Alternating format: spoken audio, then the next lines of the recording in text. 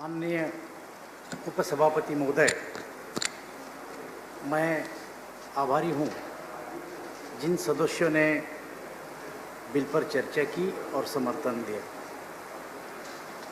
माननीय उपसभापति महोदय, भारत सरकार ने 65 साल पुराने आवश्यक वस्तु अधिनियम 1955 का संशोधन करने के लिए 5 जून 2020 को अध्यादेश जारी किया। अध्यादेश के माध्यम से तो पढ़ना पड़ेगा ही। आवश्यक वस्तु अधिनियम 1955 की धारा 3 में एक नई उपधारा 1 जोड़ी गई है, जिसके अंतर्गत भारत सरकार ने अपने अधिकारों को परिभाषित किया है।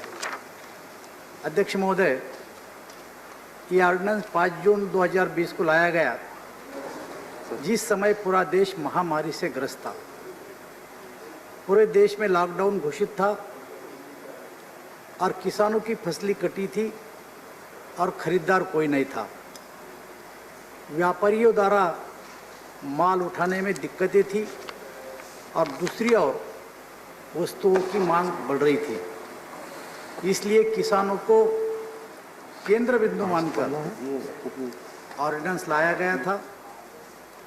इस परिस्थितियों में ये आवश्यक था कि किसानों को अपनी उपज बेचने का अवसर प्रदान हो और कंज्यूमर को आवश्यक वस्तुएं आसानी से मिले।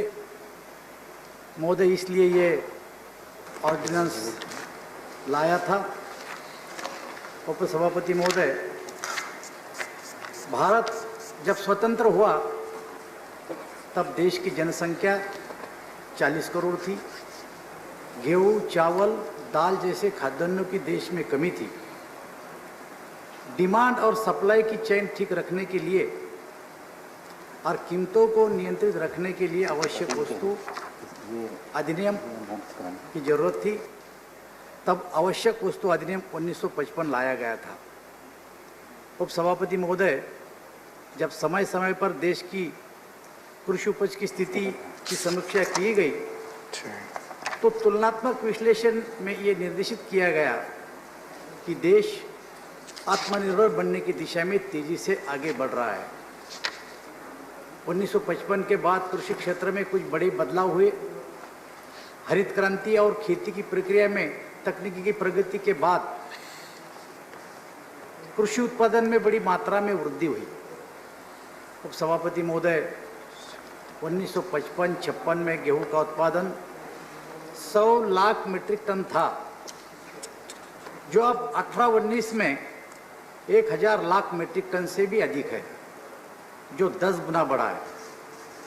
चावल का उत्पादन 250 लाख मीट्रिक टन था, जो आज 1100 लाख मीट्रिक टन हुआ है, जो 4 गुना बढ़ा है। दलहन और तिलहन का उत्पादन 2 गुना बढ़ा है। ये आंकड़े अगर देखें तो ये स्पष्ट होता है कि भारत आप खाद्यान्न की दृष्टि से आत्मनिर्भर बना है। अध्यक्ष महोदय, भारत में बड़े पैमाने पर कृषि उत्पादन होने के कारण सबसे अधिक नुकसान फलों और सब्जियों का पाया गया है। फूड प्रोसेसिंग डिपार्टमेंट ने एक वार्षिक रिपोर्ट के अनुसार वर्ष 12-13 के उत्पादन आंकड़ों पर अगर नज़र डाली जाए तो प्रमुख कृषि उपज की हार्वेस्टिंग के बाद नुकसान का आकलन किया गया, जिसका अनुमान 52,000 करोड़ रुपए लगाया गया। अध्यक्ष महोदय, ये वार्षिक रिपोर्ट 12-13 की है और फूड प्रोसेसिंग डिपार्टमेंट की है। तो सभापति महोदय, तो ये जो नुकसान हो रहा था, इसका कारण था कि अपने देश में स्टोरेज की कोई व्यवस्था नहीं थी, सप्लाई चेन ठीक नहीं थी। अध्यक्ष महोदय, इसको कम करने के लिए हमारे पास प्रोसेसिंग सुविधा होनी चाहिए थी।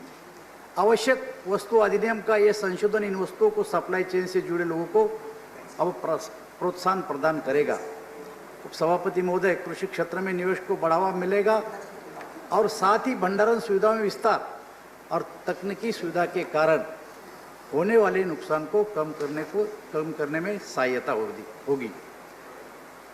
उपसभापति महोदय, ये सारी चीज़ों पर चर्चा करने के लिए नीति आयोग द्वारा मुख्यमंत्रियों की एक समिति बनाई गई थी। इस समिति ने उपरोक्त बातों के संदर्भ में चर्चा की।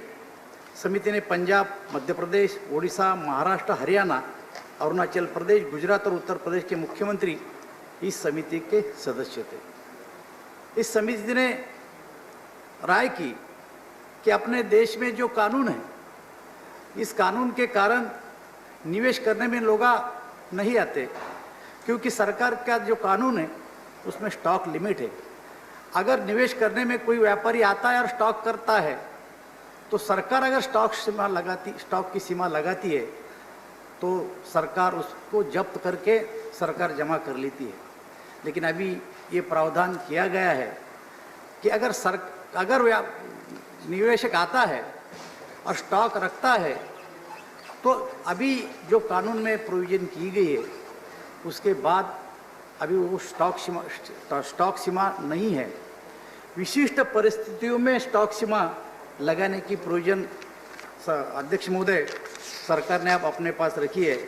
लेकिन आप स्टॉक का एक कारण है कि अगर विशिष्ट परिस्थिति का मतलब यह है कि अगर सूखा है, युद्धजन्य परिस्थिति है कि दालों के, सब्जियों के और अनाज के भाव ज़्यादा बढ़े, ऐसे ही समय में आप स्टॉक सीमा लग सकती है।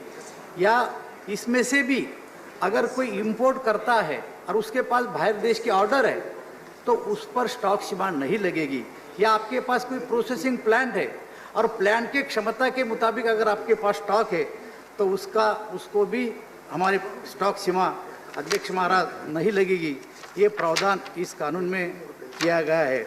अध्यक्ष महोदय, मैं आपके माध्यम से आश्वासन देना चाहता हूँ कि ये जो 1955 का ये जो कानून था, इस कानून में अभी जो बदलाव लाया है तो ये बदलाव ये मोदी जी का दृष्टिकोण है। मैं आपको बताना चाहता हूँ विशेष रूप से हमारे प्रधानमंत्री मोदी जी के दृष्टिकोण से यहाँ जो लाया कानून है इसका फायदा जरूर किसानों को और ग्राहकों को मिलने वाला है। मैं मोदी जी के नेतृत्व में हमारे देश के किसानों की आय दुगनी करना ये हमारा संकल्प है। इस संकल्प पूर्ति की दिशा में ये विधेयक मोदी सरकार का एक महत्वपूर्ण कदम है। उपसभापति महोदय, मैं आपको ये विश्वास दिलाना चाहता हूँ कि ईज ऑफ डूइंग बिजनेस की दिशा में वोकल फॉर लोकल को केंद्र बिंदु मानकर मोदी सरकार विशेष रूप से काम करने में कटिबद्ध है। ये बिल किसानों के हितों में, ये बिल ग्राहकों के हितों में भी काम करेगा, इतना मैं आश्वासन देता हूँ। और उपसभापति महोदय, मैं प्रस्ताव करता हूँ कि इस विधेयक को पारित किया जाए।